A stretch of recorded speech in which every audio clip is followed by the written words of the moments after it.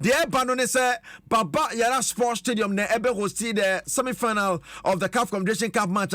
Dream Self and Zamalek de Bepem so second leg no share so send na from esa anhwe na woman timi amodo Kumasi and say Kumasi share miti CAF standard papa biasa but the cancer Confederation Cup ne Champions League won some mediema omo Champions League games ne Kumasi da mo born say Dream Self so cast omo so born mo de no ho anti no omo born kakra ne ade a na omo boko manima na edu semi-final na CAF for said that be to me meresa bibia da dia mere na kaya agua kabate CAF for jet to say the betimi abobor no one day the first ever semi-final of a continental football the Dream Self in patrol one day pim so Kumasi by Yara Sports Stadium on the 28th of April and Airbason teacher so me 21st no mako pm obi maso Zamalek Egypt normally Zamalek for their copy mo say betimi Zamalek for fimu ati no ne sana seven society ya kan sa na me na Kumasi dia mem ko pm Kumasi ba Yara Sports Stadium sana aye Kumasi asante kotoko na meka ho asam dia to aso na kotoko pressure dom so nya asam keto na no and Dreams for chombo mo kam you no man to me ati say no winning ma bayer game baboro nsum ne de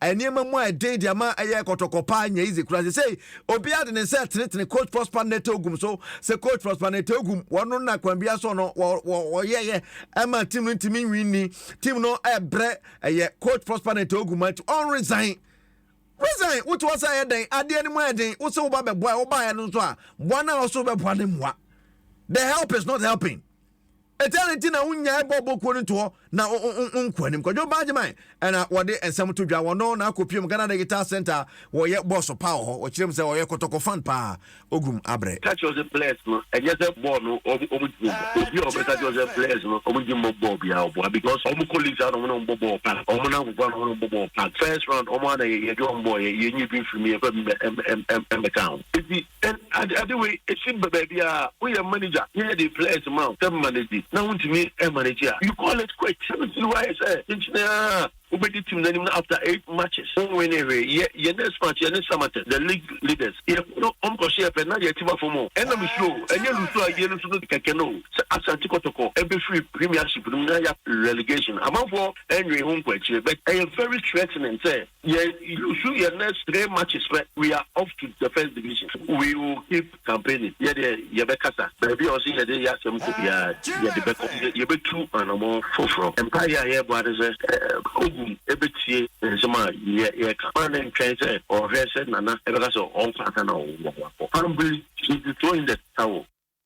He should throw in the towel. I don't know ensema Honorable Kwadwo Bajeman wadi etu eja wono enkan na National Sports Authority adwumade on the dano ene ne wakopio Ghana Digital Center sel ono so ekotoko fan to na no to maso akunadu abo bi pen kodoko e wakochi chapter 1 chapter 2 chapter 3 nani ade awon nsama to dwa se fans no nsia botre ade na edi but nsia botre enye easy say obaje atum se kodoko area na but nsia botre.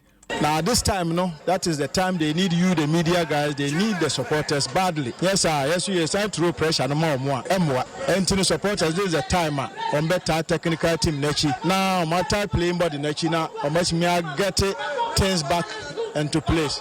Players are not bad. Ebi beka say we be nye kotoko materials ebi nye say. But obi oboko kotoko maybe ano ko team bia on na bench. But akwese say panic kakra bi na awura team no mu a e ko so that ten no. And now kotoko here the supporters more than ever. They need the supporters. We any and some coach Maxwell Kunadu wade atudwa wachire mo say obi ansi about bibia be fine ade they need them. They need Karim Zito so akochi kotoko pen wa bobi pen. Ono omunyina coach ma different teams you. O kopie mu osu atema ya ho na maso wo. Ana Karim Zito Dream Safety coach. Omunyina kotoko akra omoja mu nti obi akotoko de ekone helm. I'm not too happy, but as a professional coach, you have to, because at the end of the day, they pay me. But all what I want for them to understand, this is something called a change of event. You understand me? It's about moment. The moment we are in now, they are having a bad. So all what I would like the supporters to do is they should not, the way they were hooting and shouting at them brought in the psychological point of coaching that fear of failure can let you fail. So when you don't take time, this fear of failure will let the players feign injuries because they are afraid to come, and then when there's a lost, what are they going to do? So I would like to take this opportunity to plead to our supporters. Now we should forget about the league. We should try to end it. We should make peace with reality. The team is not in good shape, so the shouting and the hooting will not bring it back. But patience and focus can bring it back. So I'm pleading to them. Way and some coach Karim Zito, one year coach my dreams FC India as Korea Kumune Hano. Hana papa. Yeah, Ghana Premier League in some side na my main coaching for Hano Nations FC coach Kasi Mingre and the Abana Basu said NASCO coach of the month for February and March. I think I see Mingre and Aboy Masano was say there already and Stanima Kona Musumi Kemono. When you have 4 wins, 1 draw, and about Copa and a C from in 6 matches of Boyano in the last 2 months, where the power 1 penny. Hey, at the nations in 4 Boyma, I'll correct table no so cramo, the ombre to me be a Naka near Waka, Watara of Faso Vokune, from 4 months of money, prianity.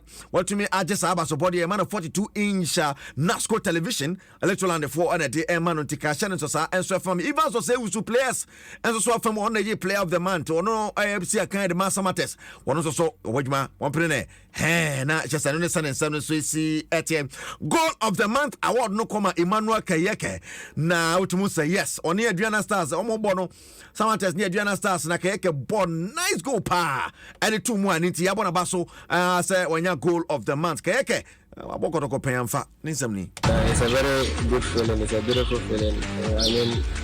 I know a couple of beautiful goals came throughout that month, and mine being the best goal is a very good feeling, and I believe it will motivate me to do more.